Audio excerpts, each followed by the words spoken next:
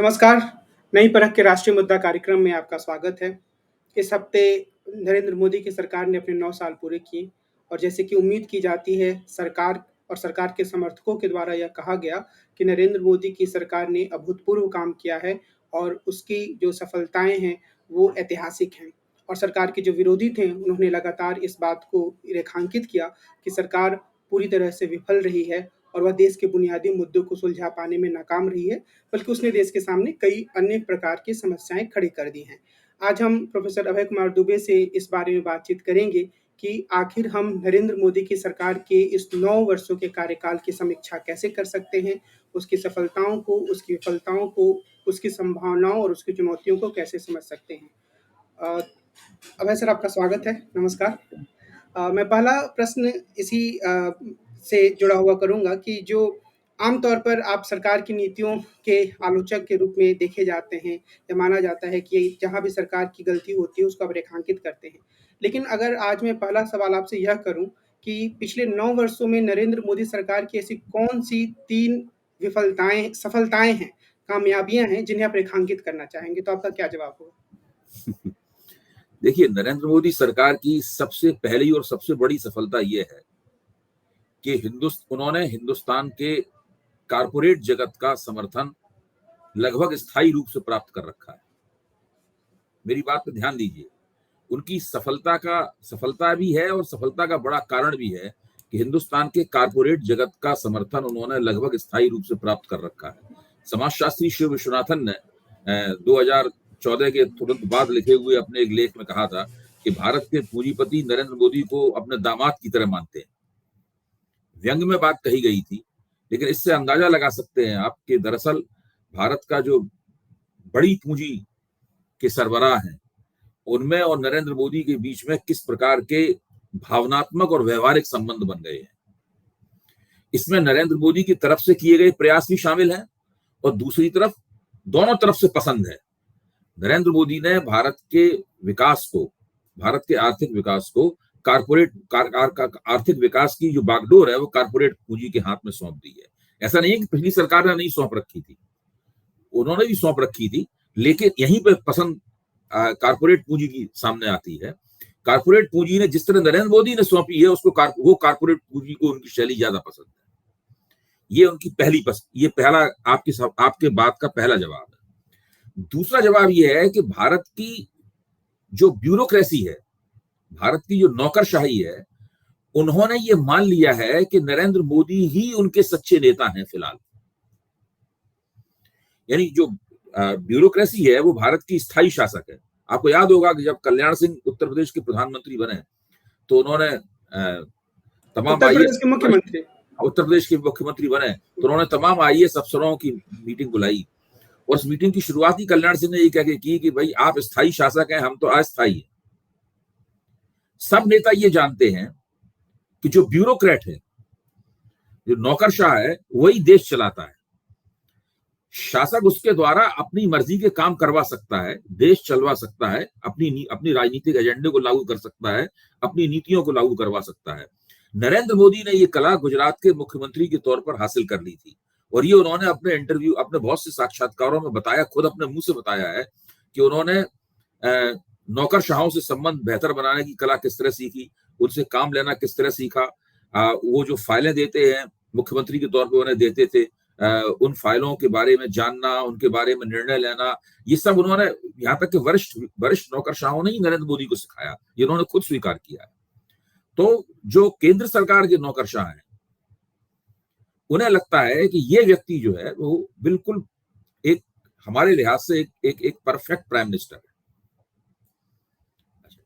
तीसरी नरेंद्र मोदी की सफलता यह है, जो कि अभूतपूर्व है, खुद वो ऊंची जातियों के समाज से नहीं आते हैं। कानूनी रूप से, तकनीकी रूप से देखा जाए तो उनकी जाति जो है वो मोद घाची है, यानी गुजरात के तेली समाज के पुत्र हैं और पिछड़ी जाति में आते हैं। लेकिन अगर आप ये मान भी लें कि उनकी पिछड़ी जाति का जो उनका दावा है, वो दावा उस तरह से सत्य नहीं है जिस तरह किसी यादव का होता है, जिस तरह किसी लोधी का होता है, या इस तरह की जो पिछड़ी जातियों के रूप में स्थापित जातियां हैं, इसके बावजूद वो ऊंची जातियों के तो है नहीं, वो द्विज जातियों से आते नहीं। इसके बावजूद भी भारत का जो द्विज समाज है, जिसको मोटे तौर पे आप ब्राह्मण, ठाकुर, बनिया कह सकते हैं, जो कि कर्मकांडी रूप से द्विज समाज है, और साथ में आप कह सकते हैं वे जातियां जिनकी आत्म छवि द्विजों जैसी है, जैसे कि जाट हैं, जैसे कि भूमिहार हैं, जैसे कि कायस्थ हैं, ये तमाम जातियां, इन सबको मिला लिया जाए तो अपर कास्ट सोसाइटी बनती है, ऊंची जातियों का समाज बनता है। ये समाज मोदी जी को ही अपना नेता मानता है। मोदी जी कुछ भी करें, क्या करें, उनकी पार्टी क्या करे, कुछ भी हो, उस समाज ने मान लिया है कि मोदी जी ही हमारे नेता हैं। उनकी चौथी सबसे बड़ी कामयाबी ये है मोदी जी की कि राष्ट्रीय स्वयंसेवक संघ जिसे मोदी जी के नाम पर काफी दुविधा थी। आपको ध्यान होगा 2013 में जब मोदी जी प्रधानमंत्री पद के उम्मीदवार घोषित हुए, उससे पहले राष्ट्रीय स्वयंसेवक संघ ने पहले नितिन गडकरी को, उसके बाद राजनाथ सिंह जी को ये एजेंडा देकर पार्टी का अध्यक्ष बनाया था कि किसी को प्रधानमंत्री पद का उम्मीदवार नहीं बनने देना है, हम लोग अगला चुनाव बिना किसी चेहरे के लड़ेंगे। लेकिन नरेंद्र मोदी ने मजबूर किया, कि संघ को मजबूर किया कि उनको चेहरा बनाया जाए। भाजपा के कार्यकर्ताओं के बीच में उनकी इतनी अच्छी छवि थी कि वो तमाम कॉन्फ्रेंसेस में, सम्मेलनों में पार्टी के मोदी मोदी चिल्लाने लगे, मोदी मोदी के नारे लगाने लगते थे, जिससे मजबूर होकर उनको प्रधानमंत्री पद का उम्मीदवार बनाया गया। अब आप देखिए, ये चार बहुत बड़ी कामयाबियां हैं। एक कामयाबी के जरिए मोदी जी ने संघ को एक तरह से अपने सामने झुकने पर मजबूर किया, और पार्टी का जो ढांचा था, उस ढांचे के ऊपर कब्जा किया। बड़ी कारपोरेट पूंजी का समर्थन बड़े पैमाने पर हासिल किया, नौकरशाहों की हमदर्दी हासिल की, और भारत का जो इलीट जहां से आता है, ऊंची जातियों का समाज, भारतीय अभिजन जो यहां आता है, उसको समझाया, किसी तरीके से विश्वास दिलाया कि मैं ही तुम्हारा सबसे अच्छा नेता हूं।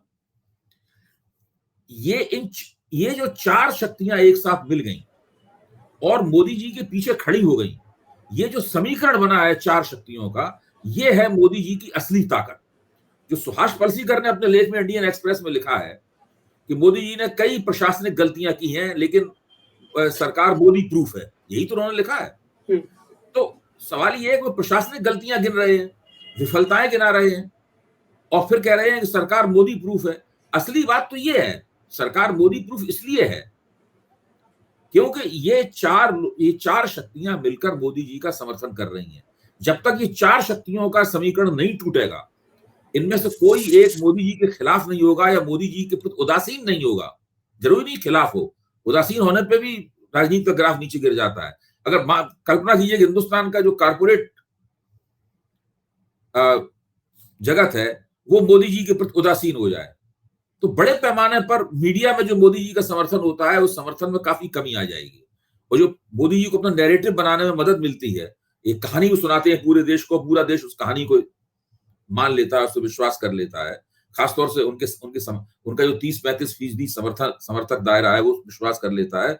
उसमें फिर कमी आती चली जाएगी, उसमें बहुत मुश्किलें खड़ी हो जाएंगी मोदी जी को। उनकी कमियों के जो राजनीतिक नुकसान, उनको सुभाष ने यही तो लिखा है कि अपनी कमजोरियों के, अपनी गलतियों के राजनीतिक नुकसान बीजेपी को नहीं उठाने पड़ते। पॉलिटिकल कॉस्ट जो है ना, वो बीजेपी को नहीं भुगतनी पड़ती। वो इसीलिए नहीं भुगतनी पड़ती क्योंकि वो एक नैरेटिव चला देते हैं, और उस नैरेटिव को जनता का एक बड़ा हिस्सा सही भी मानता है। तो इस पूरी प्रक्रिया ने क्या किया है कि एक टीना फैक्टर डेवलप कर दिया है, देयर इज नो अल्टरनेटिव विकसित कर दिया।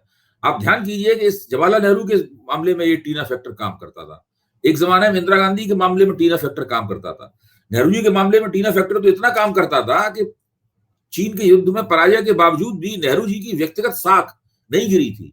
उनका समर्थन आधार, बहुत बड़ी घटना थी, चीन के युद्ध में पराजय हुई थी, बहुत बड़ा राष्ट्रीय अपमान हुआ था, संसद में ये बातें भाषणों में कही गई थी।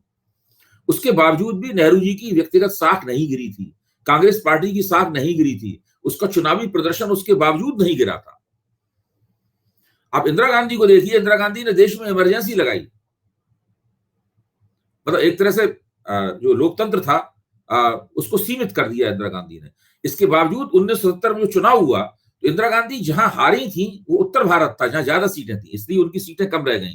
लेकिन पूरे दक्षिण भारत में इंदिरा गांधी जीत गई। एक तरह से देश दो हिस्सों में बट गया था, एक हिस्सा इंदिरा गांधी का था और एक हिस्सा इंदिरा गांधी के खिलाफ था।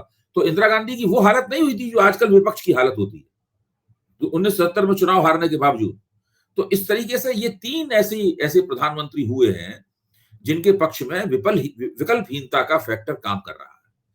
जवाहरलाल नेहरू के पक्ष में भी काम करता था, इंदिरा गांधी के पक्ष में भी काम करता था और मोदी जी के पक्ष में भी काम करता है। मोदी जी के पक्ष में क्यों काम कर रहा है, इसका कुछ कारण मैंने आपके सामने बताने की कोशिश की।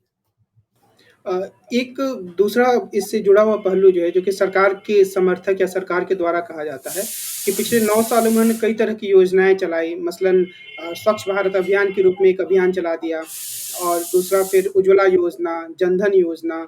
तो क्या आपको लगता है कि इस तरह की कोई एक ऐसी योजना है जिसके बारे में आप विश्वास के साथ यह कह सकें कि ये अभूतपूर्व है, पहले की किसी सरकार ने ऐसा नहीं किया? नहीं, देखिए, कोई भी इसके पीछे एक जो योजनाएं चली हैं, उन योजनाओं के पीछे एक तरह का विचार है और वो विचार केवल मोदी जी का विचार नहीं है। वो मोदी जी से पहले जो सरकार थी कांग्रेस की, मनमोहन सिंह की, वो उसका भी विचार था।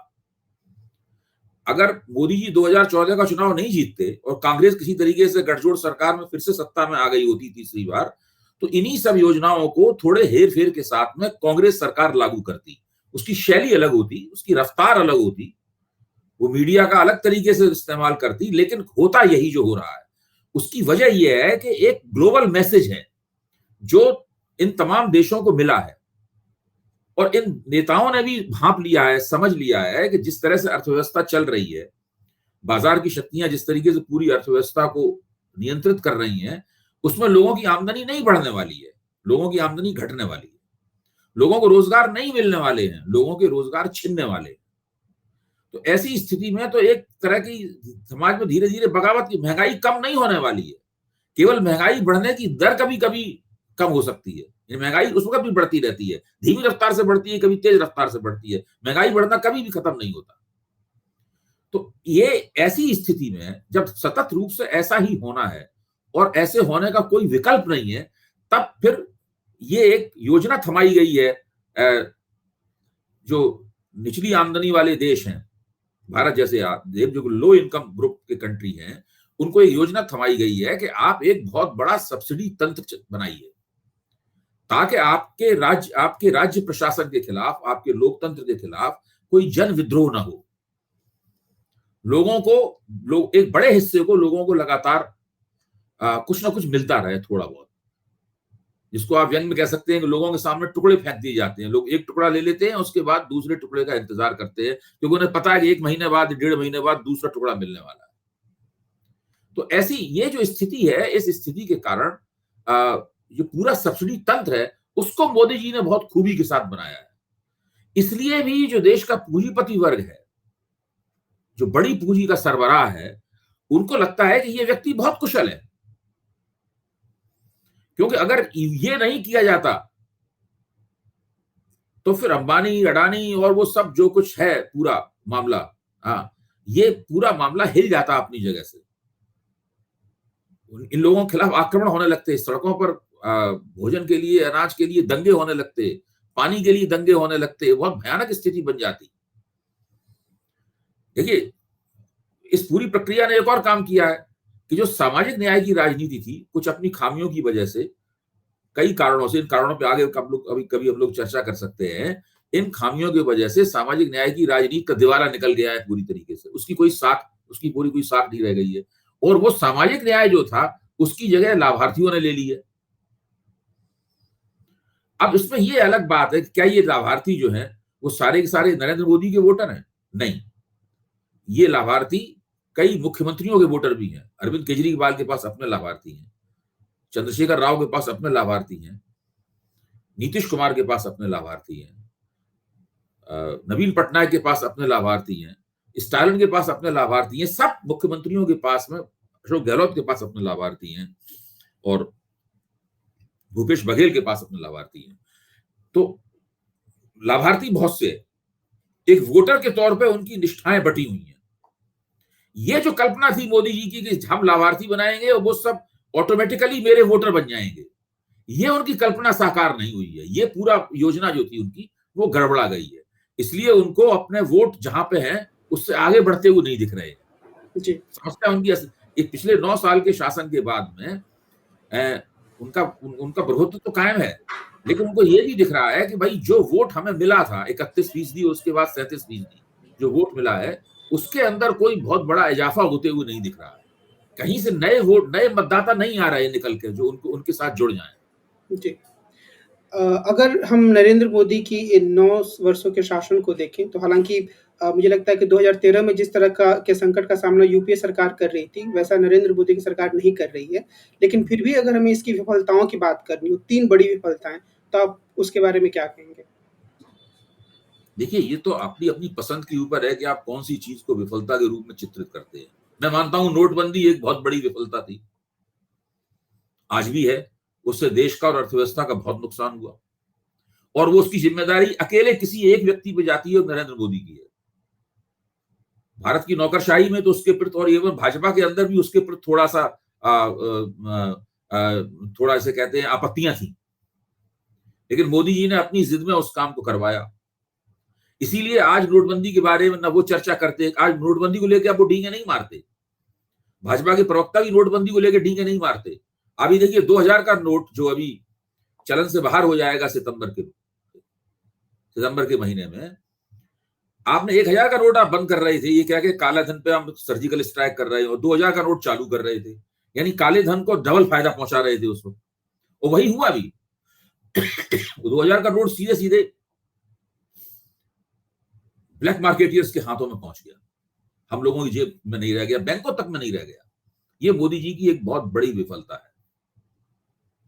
मोदी जी की एक दूसरी बहुत बड़ी विफलता मैं कहूंगा, वो विदेश नीति के मामले में हुई है। शुरू में उन्होंने विदेश नीति के मामले में कई पहलकदमियां ली थी। उन्होंने चीन से संबंध अच्छे बनाने की कोशिश की थी, उन्होंने पाकिस्तान में नवाज शरीफ से अच्छे संबंध बनाने की कोशिश की थी। मुझे याद है इमरान खान भी विपक्ष के नेता के तौर पे आए थे, तो हिंदुस्तान आकर नरेंद्र मोदी से मिले थे। वो हमें चित्र भी याद है कि इमरान खान 3 पीस सूट में है और नरेंद्र मोदी से मिल रहे हैं अपने प्रतिनिधिमंडल। तो एक तरह से मोदी जी की इच्छा भी थी कि पाकिस्तान से हम अच्छे संबंध बनाएंगे। और चीन से वो उन्होंने गुजरात में नदी के तट पे झूला झूला था उन्होंने चीनी राष्ट्रपति के साथ में, लेकिन सारी की सारी ये कोशिशें उनकी नाकाम रही। आज डोकलाम की घटना के बाद में चीन के साथ भारत के संबंध अच्छे नहीं है, सीमा विवाद मोदी जी के गले में फंसा हुआ है, और मीडिया में कुछ अपने पक्ष में कुछ नैरेटिव बना के किसी तरीके से वो काम चला रहे हैं। विदेश नीति के मसले में भी एक बहुत बड़ी विफलता है। तीसरी बड़ी विफलता मोदी जी की है, वो ये है कि वो जो बाजार की अर्थव्यवस्था है उसके सामने उन्होंने इस तरह का समर्पण कर रखा है कि उसकी वजह से उनके हाथ में आर्थिक विकल्प छिन गए हैं, उनसे ऑप्शंस उनके हाथ से निकल गए। आज सरकार आमदनी के संकट की शिकार है, इसलिए बड़े पैमाने पर उसे तेल से होने वाली आमदनी में कोई रियायत नहीं दे सकती। यह बहुत सारी दिक्कतें हैं। मोदी जी अर्थव्यवस्था का जो ग्राफ है उसको सुधारने में नाकाम रहे। उसके बारे में भी एक झूठ और गलत नैरेटिव बना के किसी तरह इधर उधर के आंकड़े जुटा के अपना काम चलाया जा रहा है। मोदी जी इस मामले में बहुत माहिर है, हर सरकार इस मामले में माहिर होती है, होना चाहती है। वो फील गुड नैरेटिव चलाती है, सब कुछ ठीक है, देश बहुत प्रगति कर रहा है, बहुत आगे बढ़ रहा है, बड़ा जबरदस्त उछाल है, मुल्क का सारी दुनिया में नाम हो रहा है। तो उसमें बहुत सारी फोटो अपॉर्चुनिटीज होती हैं, उनका इस्तेमाल किया जाता है। मीडिया का बड़ा चतुराई से कभी कभी खुला भी इस्तेमाल किया जाता है। तो ये सब हम लोगों के चारों तरफ घटित हो रहा है। तो ये बहुत बड़ी दिक्कतें हैं, जिन दिक्कतों का सामना मोदी जी कर रहे हैं। लेकिन मोदी जी की जो खूबियां हैं उसमें एक सबसे 4 खूबियां तो मैंने आपको गिनाई हैं। इसमें भारत के बड़े पूंजीपतियों का समर्थन उन्होंने जीत लिया है और आज तक उन्हें प्राप्त है। भारत का जो नौकरशाही तंत्र है उसके जो सबसे बड़े आका हैं उनका समर्थन मोदी जी को प्राप्त है। भारत की ऊंची जातियां जो हैं, जो भारत में अभिजन वर्ग का निर्माण करती हैं, एलीट का निर्माण करती हैं, उनका समर्थन मोदी जी को प्राप्त है। और मोदी जी को अपनी पार्टी और राष्ट्रीय स्वयंसेवक संघ का बिना शर्त समर्थन प्राप्त है। उनके बने रहने की यही 4 सबसे बड़ी वजह है। और आगे अगर वो रहेंगे प्रधानमंत्री, उसके पीछे भी इन्हीं 4 का सबसे बड़ा हाथ होगा। जी। क्या नरेंद्र मोदी की एक विफलता यह भी मानी जा सकती है कि सामाजिक जीवन में सहिष्णुता में कमी आई है, खासतौर पे अल्पसंख्यक समूह जो हैं, वो काफ़ी अपने आप को दुर्बल पा रहे हैं या खतरे में महसूस होता है उन्हें कई बार, वो एक भरोसा नहीं जगा पाए? इसमें आप देखिए कि अगर मोटे तौर पे आप कहें तो इस बात को मैं कहूंगा कि हाँ, ये बात सही है एक अल्पसंख्यक विरोधी माहौल मोदी जी के नेतृत्व में सारे देश में बना है। लेकिन ये तो उनकी विचारधारा घोषित रूप से थी शुरू से। ये कह के मोदी जी से हम क्या ही उम्मीद करते थे कि अल्पसंख्यक समर्थक प्रधानमंत्री के रूप में सामने आएंगे?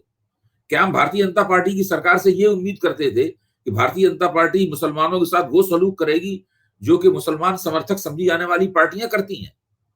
क्या हम हमारी उनसे क्या थी? मुझसे अगर पूछा जाए तो मैं मोदी जी की सरकार से उम्मीद करता था कि वो हिंदी भाषा के लिए कुछ काम करेंगे। उन्होंने हिंदी भाषा के लिए केवल जबानी जमा खर्च किया, कोई काम नहीं किया उन्होंने। राष्ट्रवाद और इसकी बात करते, कांग्रेसी तो बहुत अंग्रेजी ना है। मोदी हिंदी में भाषण जरूर देते हैं, लेकिन इसके अलावा हिंदी के प्रचार प्रसार के लिए, भारतीय भाषाओं को आगे बढ़ाने के लिए उन्होंने कोई भी संस्थागत प्रयास नहीं किया। तो ये तो एक बात रही है। ये बात हमारे दर्शकों को समझ में नहीं आएगी कि हिंदी की बात, ही बंदा क्या कर रहा है, ये तो कोई इतनी महत्वपूर्ण बात नहीं है। लेकिन मोदी जी से यह उम्मीद करना कि मोदी जी हिंदुस्तान की जो सेकुलर राजनीति की एक धारा है, उस धारा के अंग बन के सरकार चलाते, तो ये जो आरोप मोदी जी पे लगाया जाता है, आरोप सही है, लेकिन इस आरोप का कोई प्रभाव इसलिए नहीं पड़ता कि मोदी जी को वोट देने वाले भी नहीं मोदी जी से ये उम्मीद करते, इसलिए ये आरोप उन पर चिपकता नहीं है। इस आरोप से उनको कोई नुकसान नहीं होता है। एक आखिरी प्रश्न मैं ये करना चाहूँगा कि अभी अगर यहाँ आज के दिन से हम देखें, तो क्या 2024 का चुनाव नरेंद्र मोदी के लिए एक आम सरल-सा रास्ता है या काँटों से भरा हुआ रास्ता है? आपको क्या लगता है?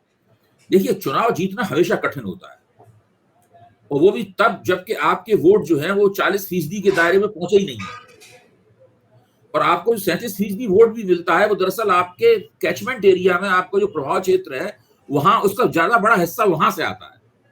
उत्तर प्रदेश से आता है, गुजरात से आता है, महाराष्ट्र से आता है, इन इलाकों से आता है। जैसे जैसे आप विंध्याचल के उधर जाते हैं, भाजपा के वोट, अगर आप केवल देखें विंध्याचल के उधर भाजपा को कितने वोट मिले, तो आप पाएंगे कि वो 37% में उन इलाकों का की भागीदारी बहुत ही कम है। तो मोदी जी का सबसे बड़ा संकट ये है कि वो उनके वोट जो हैं वो 30% का दायरा तोड़कर 40% के दायरे में कैसे पहुंचेंगे। अभी तक उनके पास उसका कोई तरीका नहीं है। बीच में उन्होंने एक सुरसुरी छोड़ी थी कि हम पसमानदा मुसलमान समाज से अपने संबंध अच्छे करेंगे। सुना ही जाता है कि कुछ भाजपा ने कोशिश वगैरह भी की, राष्ट्रीय स्वयंसेवक संघ ने इस तरह की बातें कही कि भाई उनका भी डीएनए है क्या, लेकिन जरा व्यवहारिक रूप से जमीन पे कुछ होता नजर नहीं आया। जो मुस्लिम विरोध है उसमें कहीं से कोई कमी नजर आई नहीं। अभी देखिए दिल्ली विश्वविद्यालय के कॉलेजेस में इतने तमाम नियुक्तियां हो रही हैं। एक मुसलमान असिस्टेंट प्रोफेसर को नियुक्त कराना मुश्किल है वहां पर। भाजपा आज भी किसी मुसलमान को टिकट नहीं देती। पंचायतों में और नगर पालिकाओं में टिकट देने लगी है, लेकिन विधानसभा के स्तर पे तो वो टिकट देती नहीं है। अगर कहीं टिकट दे देती है किसी को तो बहुत बड़ी खबर बन जाती है कि भाजपा ने उसको टिकट दिया है। तो अभी भी वो जो पसमानदा मुसलमानों को सुन्नी और शिया अशराफ मुसलमानों के नेतृत्व से निकालकर भारतीय जनता पार्टी के साथ जोड़ पाने में मोदी जी ने कल्पना जरूर की है इसकी, एक रणनीति भी उन्होंने थमाई है अपने कार्यकर्ताओं को, लेकिन ये हो नहीं पा रहा है मुझे लगता है। तो वो एक स्रोत है। अगर पसमानदा मुसलमानों को भाजपा अपनी तरफ खींच ले, उनके एक बड़े हिस्से को, तो ये जो 37 से 40-42% का जो गैप है, अंतराल है, ये गैप वो भर सकते हैं। जी। और विपक्षी दलों के लिए कुछ संभावनाएं हैं, उनके सामने ये चुनौतियां हैं? विपक्षी दलों के लिए जो जितनी संभावना है, मुझे तो वो उसमें ममता बनर्जी के वक्तव्य में ही दिखाई पड़ती है। कर्नाटक चुनाव के बाद ममता बनर्जी ने कहा था कि जिसका जहां दबदबा है उसके खिलाफ उम्मीदवार मत खड़े कीजिए, ना मैं खड़े करूंगी ना आप खड़े कीजिए। अगर इस फार्मूले की, अभी बिहार में रैली होने वाली है, वो भी ममता बनर्जी ही प्रेरक शक्ति है, तो वो अगर ये इसके इर्द गिर्द अगर विपक्ष अपनी चुनावी रणनीति बना पाए, तो भले ही वो 67 और 77 जैसी एकता ना हो, जिसमें सत्तारूढ़ कांग्रेस के खिलाफ वो एक उम्मीदवार सब जगह खड़ा कर पाए थे, तो मोदी जी को बहुत मुश्किल हो सकती है। यहां तक कि मोदी जी की 70 से 100 सीटें भी कम हो सकती हैं। जी। तो आज की इस बातचीत को हम इसी बिंदु के साथ समाप्त करते हैं कि नरेंद्र मोदी की सरकार कि कुछ कामयाबियाँ रही हैं, कुछ नाकामियाँ रही हैं और वो निश्चित रूप से और ज़्यादा गहरे परीक्षण की माँग करती है। पर प्रोफ़ेसर अभय दुबे ने हमारे सामने कुछ बिंदुओं में यह बात रखने की कोशिश की कि हम कैसे उन सफलताओं और उन विफलताओं को समझ सकते हैं और उससे पूरी राजनीति को समझने का एक सूत्र पा सकते हैं। तो आज की इस बातचीत को हम यहीं विराम देते हैं। अगले अंक में हम मिलेंगे और किसी अन्य राजनीतिक मुद्दे पर विस्तार से चर्चा करेंगे। अभी सर बहुत-बहुत धन्यवाद। नमस्कार।